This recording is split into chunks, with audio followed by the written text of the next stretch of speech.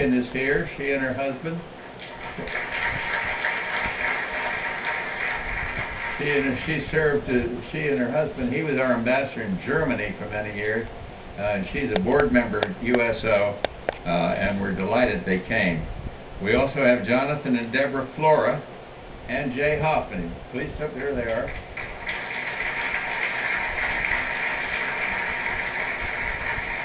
They directed and produced LT Band, and we're going to enjoy that later. And so many other good friends of the USO are here. An organization for nearly 70 years has been as good and true friend to our troops and families as you could possibly imagine. Back when I was president, when I had a day job, I used to refer to groups like the USO and people who make it run as what I call points of light, shining examples of what caring citizens can accomplish when they don't wait for government to act, but rather claim one of society's problems as its own and do something about it.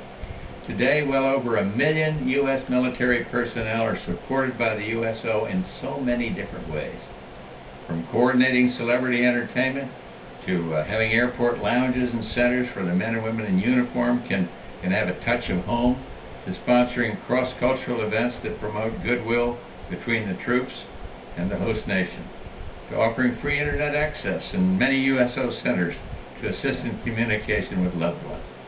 It may sound like little things to the rest of the world, but believe me, it's the little things like this that truly lift morale and improve the quality of life for those who bear the hardest burdens of life in freedom.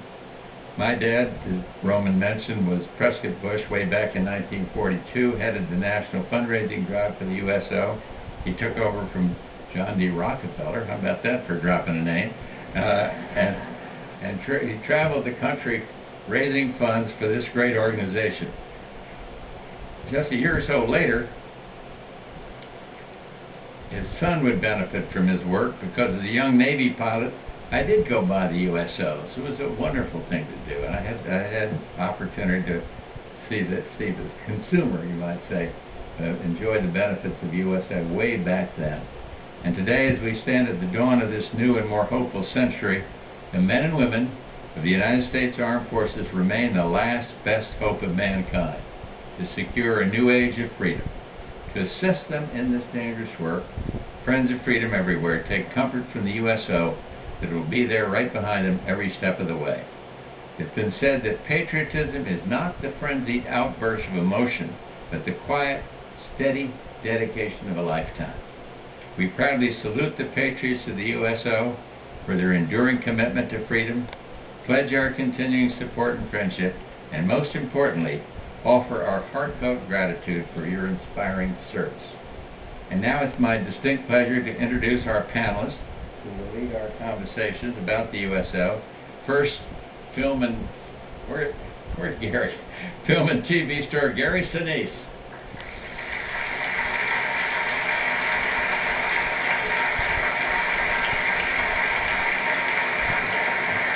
Thanks for coming. Singer Myra Veronica. Myra, here she comes.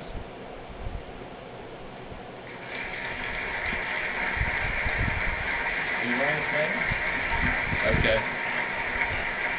Major General Jeffrey Hammond, U.S. Army Chief of Staff of the U.S. Forces Command. Jeffrey.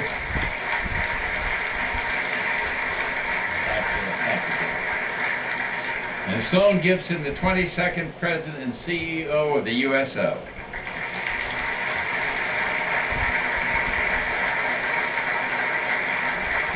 You're on your own, guys.